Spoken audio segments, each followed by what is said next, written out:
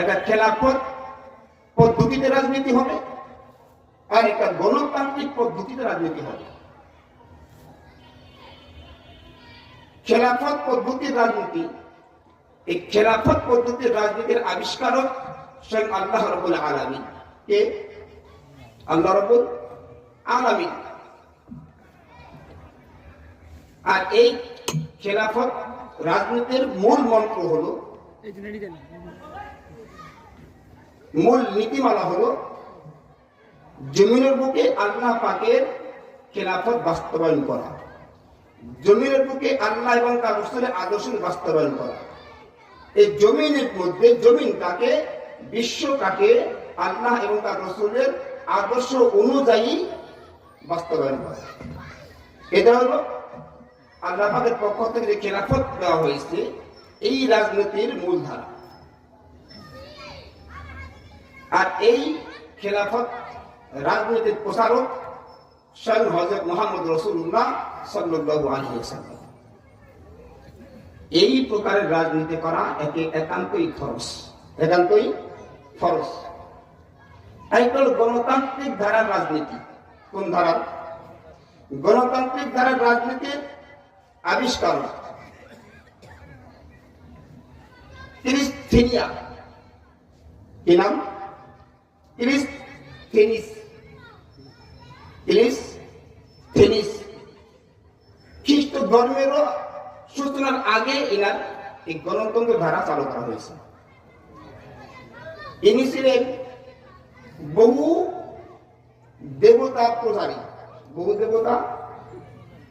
দেবতা প্রচারী যে একটা ধারা ছিল, সেই ধারার অনুসারী ছিলেন এই ক্রিস্টিনিস। আর এর প্রচারক ছিলেন আব্রাহাম লিঙ্কন। এখন সংক্ষিপ্ত আকারে কথাটা বলেন, রাজনীতি কত প্রকার হলো? দুই প্রকার। এক প্রকার রাজনীতি খেলাফত, আরেক প্রকার গণতন্ত্র। খেলাফত রাজনীতির আবিষ্কারক আল্লাহ রাব্বুল ইজ্জত, খেলাফত রাজনীতির প্রচারক হযরত মুহাম্মদ রাসূলুল্লাহ সাল্লাল্লাহু আলাইহি ওয়াসাল্লাম। গণতন্ত্র রাজনীতির আবিষ্কারক ক্রিস্টিনিয়াস, আর এর প্রচারক আব্রাহাম লিঙ্কন।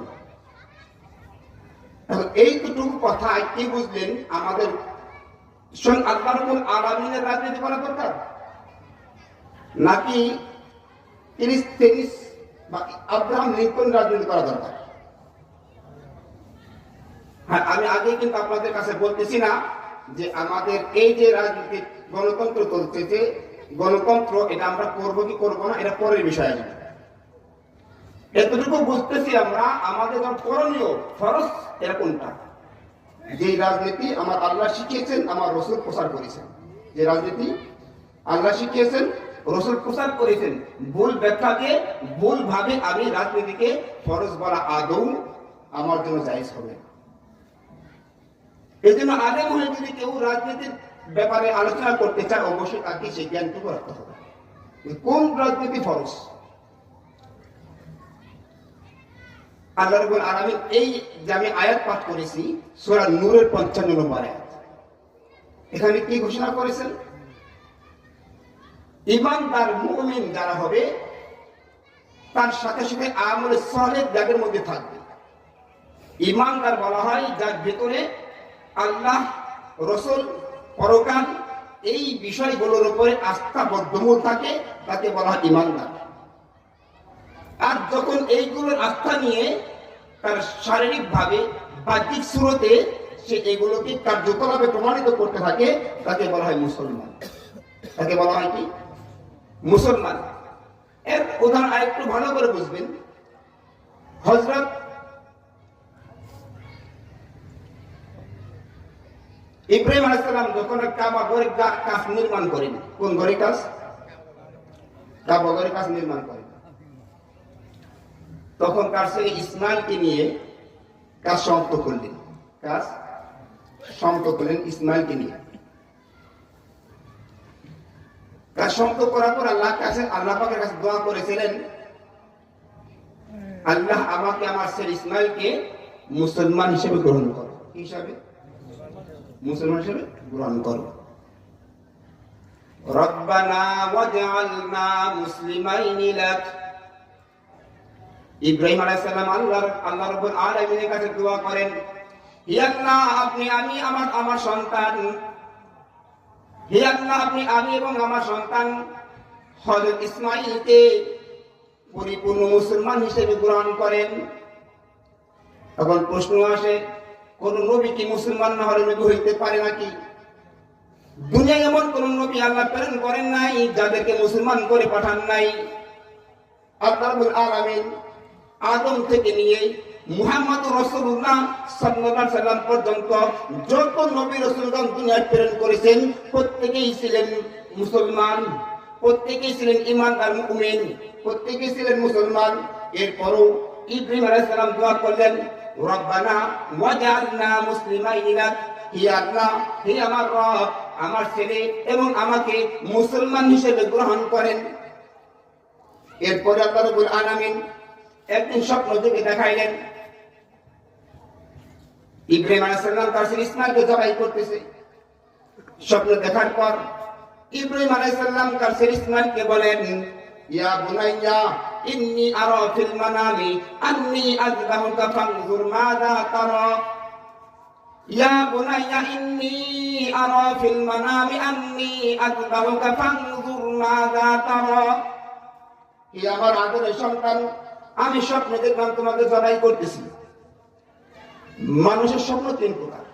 কয় প্রকার?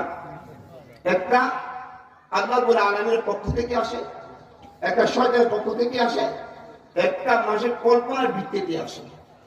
যেটা আল্লাহ পাকের পক্ষ থেকে আসে এটাকে বলে রহমানি, যেটা শয়তানের পক্ষ থেকে আসে এটাকে বলে শয়তানি, যেটা অন্তরে কল্পনার ভিত্তিতে আসে এটাকে বলে কাল্পনিক। কিন্তু কোন নবীর স্বপ্ন কাল্পনিক হয় না, শয়তানি হয় না, সরাসরি আল্লাহ পাকের পক্ষ থেকে হয়। এই নবীরা যখন স্বপ্ন দেখেন সেটাই ওহী বলে সাব্যস্ত করা হয়। কি বলে সাব্যস্ত করা হয়? তার মানে হযরত ইব্রাহিম আলাইহিস সালাম স্বপ্নে দেখলেন তার ছেলে ইসমাঈলকে জবাই করতেছেন। তিনি বুঝে গেলেন আল্লাহ রাব্বুল আলামিন আমাকে হুকুম করতেছেন, হে ইব্রাহিম তুমি তোমার ছেলে ইসমাঈলকে জবাই করো। এই জন্য ছেলেকে জিজ্ঞাসা করলেন, ইয়া বুনাইয়া ইন্নী আরা ফিল আনামি আন্নী আযবাহুকা ফানজুর মাযা তারা। হে আমার আদরের সন্তান, আমি স্বপ্নে দেখলাম তোমাকে জবাই করতেছি, এখন বল তোমার কি অভিমত? এখানে প্রশ্ন আসে, নবী হয়ে তার ছেলেকে আবার জিজ্ঞেস করা লাগবে কেন? যদি আল্লাহ পাকের হুকুম হয়ে থাকে। জিজ্ঞাসার কারণ হইল ইব্রাহিম সালাম জানতেন তার ছেলে ইসমাঈল অমত দ্বিমত করবেন না, দ্বিমত করবেন না। তারপর যদি তার কান থেকে শুনতে পায় ছেলে সম্মতি প্রকাশ করতেছে, তাহলে তার জবাই করতে ভালো লাগবে। জবাই করতে কি লাগবে? ভালো লাগবে। এই জন্য জিজ্ঞেস করতেছে, দেখি ছেলে আমাকে স্পষ্ট করে কি কথা বলে। সে তো হ্যাঁই বলবে, আর তখন আমারও ভালো লাগবে, তখন জবাই করতে সহজ হবে। যখন আমরা কোরবানিতে গরু জবাই করি, গরু লাফালাফি করে, সেইটা জবাই করতে কিন্তু একটু খারাপ লাগে, মানে কষ্ট বেশি লাগে। ও জবাই হইতে চায় না, তারপর করতে গেলে মায়া লাগে বেশি রকম। আর যেটা আপনাকেই শুয়ে পড়ে তেমন কষ্ট লাগে না। তখন ইসমাঈলকে জবাই করার জন্য প্রস্তুত হয়ে যান। ইসমাঈলকে বলেন, ইয়া আবাতি ফাআল মা তু'মার সাতাজিদুনি ইনশাআল্লাহু মিনাস সাবিরিন। হে আমার সম্মানিত পিতা, আপনি আমাকে জবাই করার জন্য প্রস্তুত হয়ে যান, আমাকে আপনি ধৈর্যশীলদের মধ্যে পাবেন, আমি দ্বিমত পোষণ করব না। কি বলছে? আমি ধৈর্যশীল থাকবো, আমি দ্বিমত পোষণ করবো না। তখন জবাই করার জন্য প্রস্তুত হয়ে যান। এখানে বোঝার বিষয় হলো সে যে দোয়া করেছিল মুসলমান হওয়ার জন্য, এখন প্রমাণিত হলো সে মুসলমান হইতে পারলো। কি হইতে পারলো? বাহ্যিক কাজের মাধ্যমে প্রমাণ করে দেখাইলো, আমি আল্লাহ আপনার হুকুমের সামনে আমার আপাত মস্তক নত করেছি, যা হুকুম করেন তাই পালন করতে আমি প্রস্তুত আছি। এই পর্যন্ত যে আমার ছেলেকে জবাই করার হুকুম হয়েছে, আমার দ্বিমত থাকবে না। এটা হলো মুসলমান। এটা কি? মুসলমানি বুয়াদ গর্দন নেহাদন, মুসলমানি বুয়াদ গর্দন নেহাদন, ইনানে খদ বদস্তে খা জাদাদন। মুসলমানি বলা হয় আত্মসমর্পণ করাকে, আল্লাহ পাকের সামনে নিজে আপাদমস্তক নুয়ে দেওয়াকে মুসলমানি বলা হয়। আর যে নিজে আপাদমস্তক আল্লাহ পাকের সামনে নুয়ে দিতে পারে তাকেই বলা হয় মুসলমান। কি বলা হয়? যেই হুকুম আসবে আমি সেই হুকুম মানতে প্রস্তুত, একে বলে মুসলমান। সুতরাং আল্লাহ রাব্বুল আলামিন এই আয়াতে সূরা নূরের 55 নম্বর আয়াতে ওয়াদা করেছেন কাদের সাথে?